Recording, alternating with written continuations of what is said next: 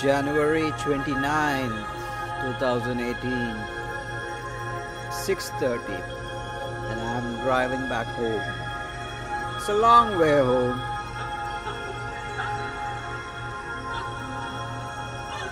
So I thought I will make another episode as I drive back home.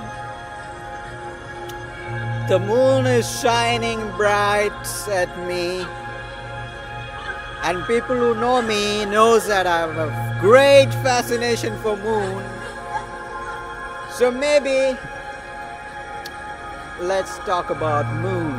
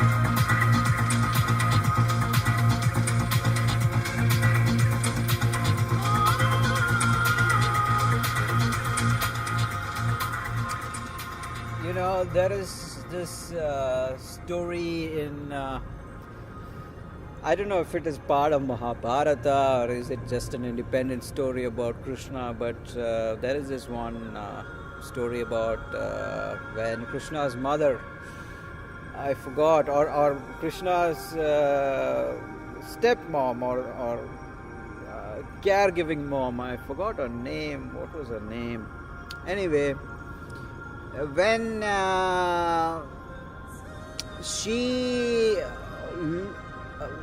something happened, and the story goes like when she looked into Krishna's mouth, or was it his eyes, I'm not sure, that she saw the entirety of the universe.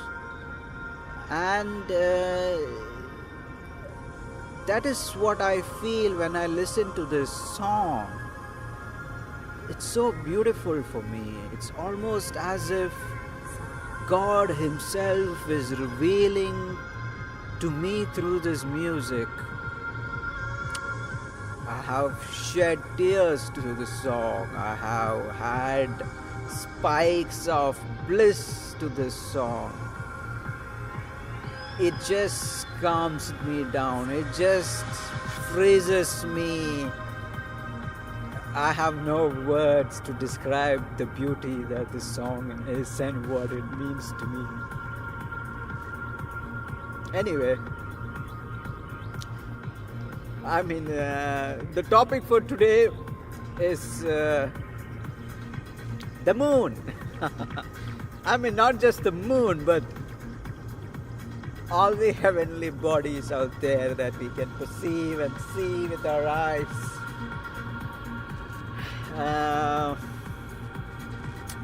I mean, people who know me know that I have this big fascination with the moon. Like, I follow the moon cycle.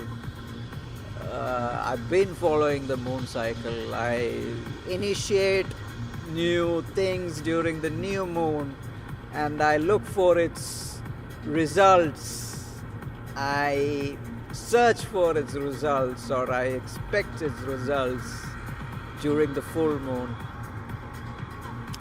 I mean, of course, it sounds superstitious and all that, but that is exactly what I want to talk about and break down today. You know, I am a very logical person. I have received school education pretty much like most of you, but yet me and millions of others believe in stuff like the moon and the sun and the planets and all those things. We believe that it has an effect on life as such. And maybe that is, I mean, not maybe, that is what I would like to explore. Of course, it's a vast subject, and Appu in Wonderland was never about exploring any subject in depth and, give its listeners an authoritative view on the subjects discussed. No, Appu in Wonderland has always only been about initiating, a sense of wonder into the subject matters at hand, So maybe that is exactly what I want to do now, and maybe explore and share what I know and why I myself feel these planets and these stars and this constellation all have some sort of subtle effects on life as such. Of course, the ancient people, may it be the Egyptians or Indians or Sumerians or whoever it might be, they have invested a lot of time and energy and resources in the form of megalithic structures and scriptures and all that stuff. They have invested a lot of time and resource into accumulating and gathering their findings about these heavenly objects and its effects on life. Which of course today the modern Western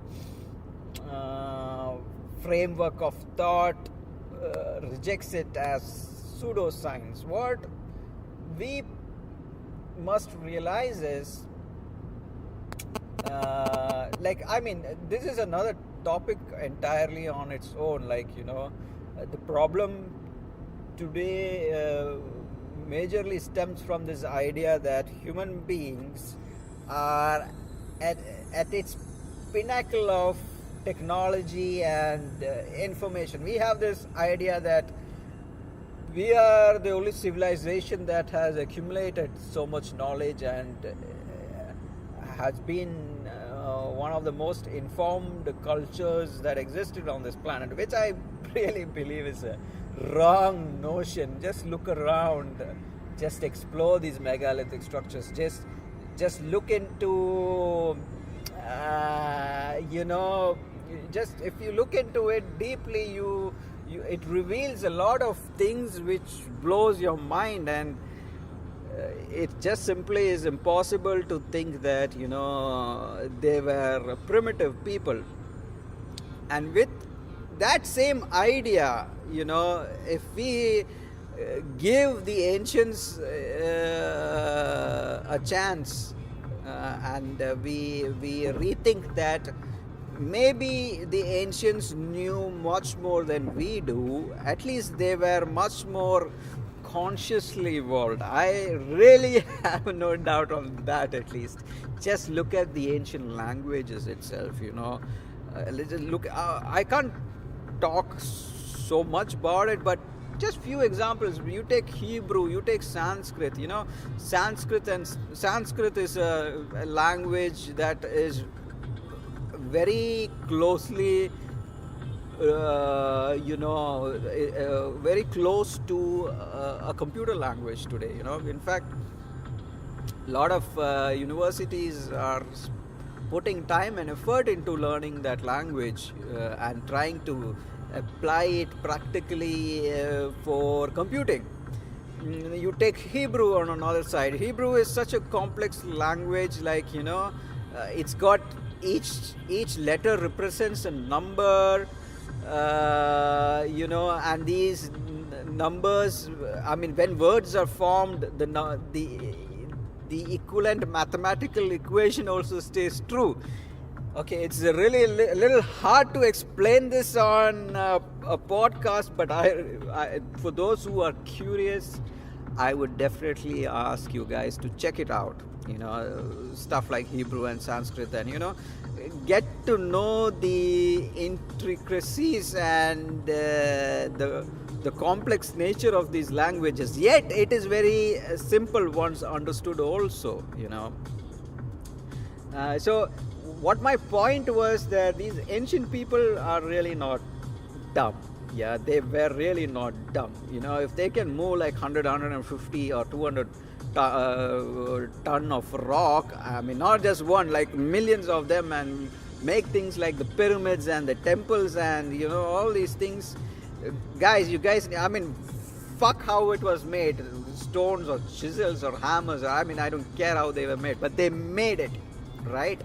And we need to give due credit for that. Yeah, I don't really think we are at the pinnacle of human knowledge. That is fooling ourselves, that is blinding our own self, and being led by these okay, never mind, there might be some bad words that might come out, trying to refer to these academians, I would spit on their face. Anyway,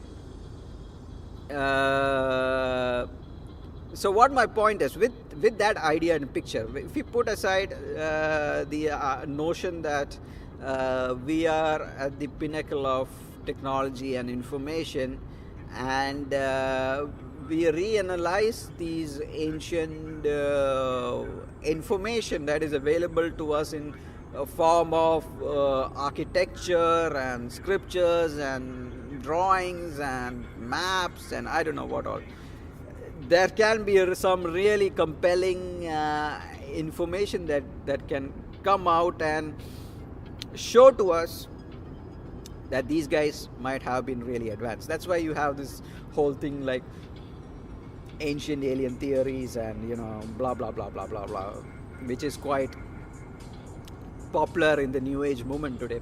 Anyway, my point is, with that idea in mind, we look at what these ancients invested most of their time in, and we come to realize that most of their time was invested in studying the heavens, studying the constellations and stars and planets and all those stuff. They invested a lot of time and effort and resources, and they built buildings and structures which even stand today, which are aligned to constellations and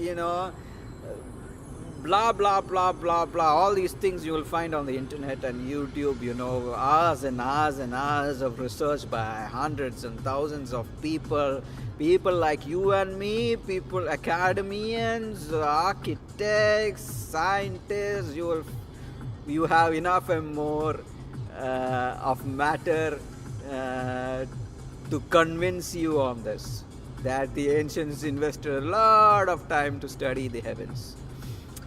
Why, you may ask? I have been asking this myself and I'm fascinated. Why? A lot of people might think, okay, they were interested in astrology being the subject of interpreting the influence of these heavenly bodies in the stars on human beings, right? Yes, I do. I mean, that was one of the byproducts of this research, I'm sure, but I don't know. I really don't know why I really don't know the other true reason, what was behind it. Anyway, from my little brain, when I look at all these things, from my Western scientific point of view, when I look at all these things, like most of these people will be like, thinking, how can someone predict your future? How can someone predict your past? How can someone predict that you're going to marry this person or that person or blah, blah, blah, blah, blah, blah, all that stuff. But that is exactly where I would like to stop you guys and tell you, that is a very wrong notion, I don't know if there are any astrologers or people who claim that, they can predict your future and all that crap. Maybe there might be, but they're not really astrologers. They might call themselves, I don't know, there's a specific word for that, people who are able to look into the future. I mean, I don't know how true all that is. But what astrologers really do is they just calculate where the planets were at the time of your birth, on what constellations these planets were superimposed during the birth of during the time of your birth. And another thing is they look at is like, currently, like, okay, I'm 32 years old now, and where are the planets right now, and what it is passing through, which constellation it is passing through, blah blah blah blah blah. And each of this has a certain effect on you. Okay, so let us try and look at what these effects are. So they don't, what astrology or what these astrologers believe, or what like a lot of this is statistics. These people have collected like thousands and like millions of birth time and put together a whole statistical chart, and they have deduced what might be the possible effect of maybe Jupiter being in Aries or blah blah blah blah blah blah blah. So it is, when I say effect, what do I mean by effect? When I say effect, it only means your state of mind. It doesn't mean like it's got the power to Jupiter being in Gemini doesn't mean that you will be in a car driving to some place. No, it doesn't really. They don't really tell you what you will be doing physically, or you will win a lottery, or no, nothing like that. What astrology or astrologers point out is the state of mind that a person would be, what he would be feeling towards his family, how he would be at this when Jupiter passes through your 10th house. What will be the mindset of the person? Like, what would be his focus on. Like maybe it might be social, maybe it might be on himself, maybe he might be having teacher qualities. You know, these planets and the permutation and combination with the constellation of stars, that is the, how many nakshatras are there, some 27 nakshatras are there, at least in the Indian version. They just talk about the influence on your mind and nothing else. And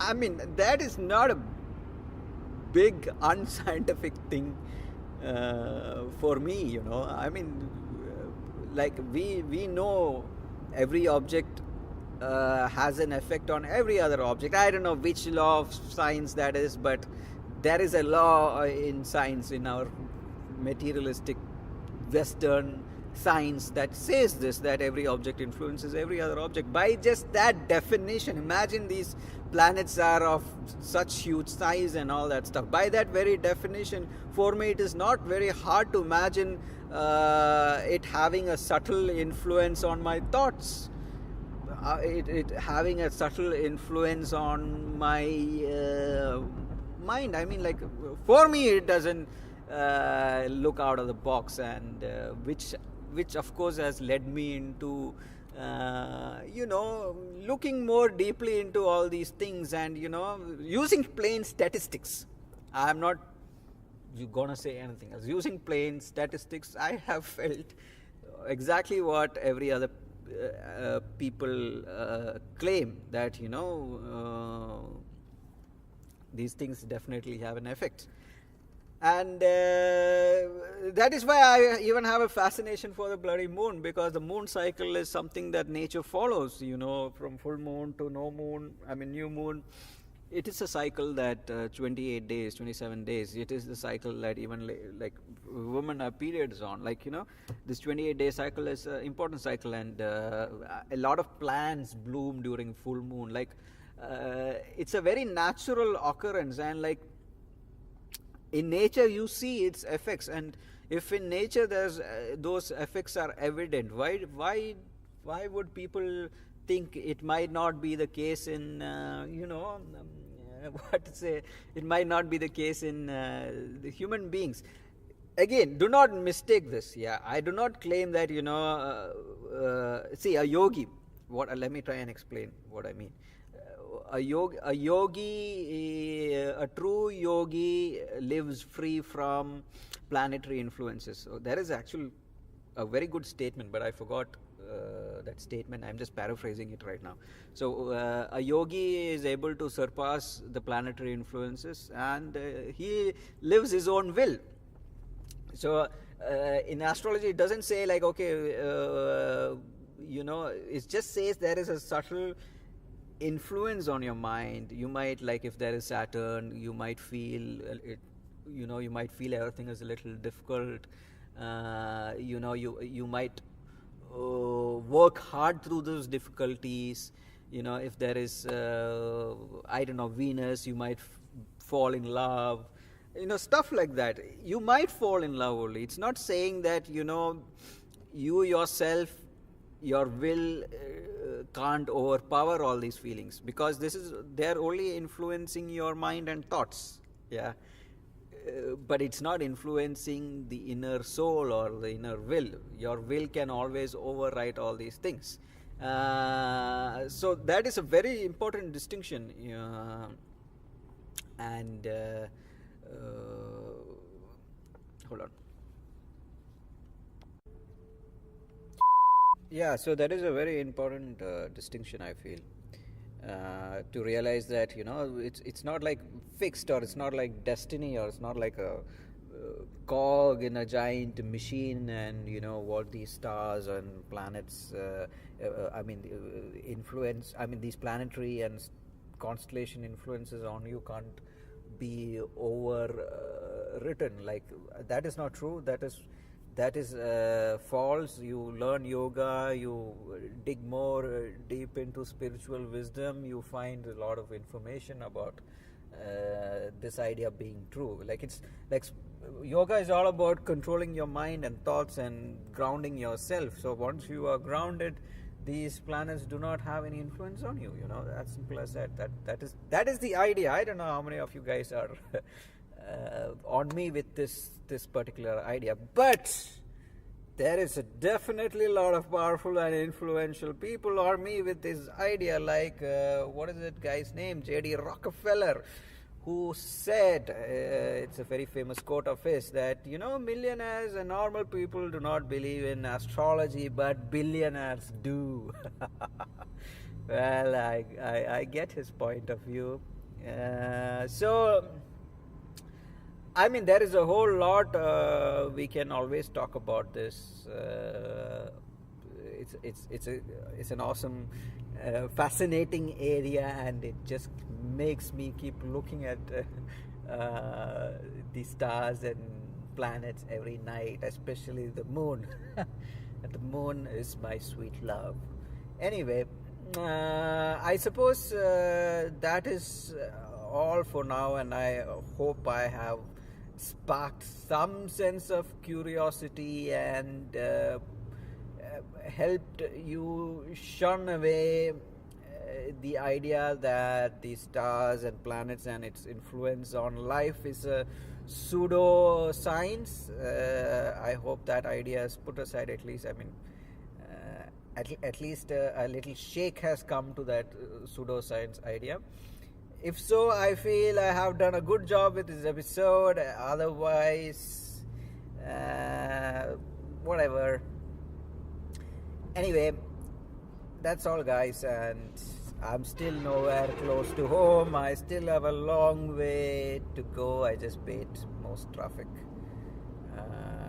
So inshallah I should be home soon. So take care, guys.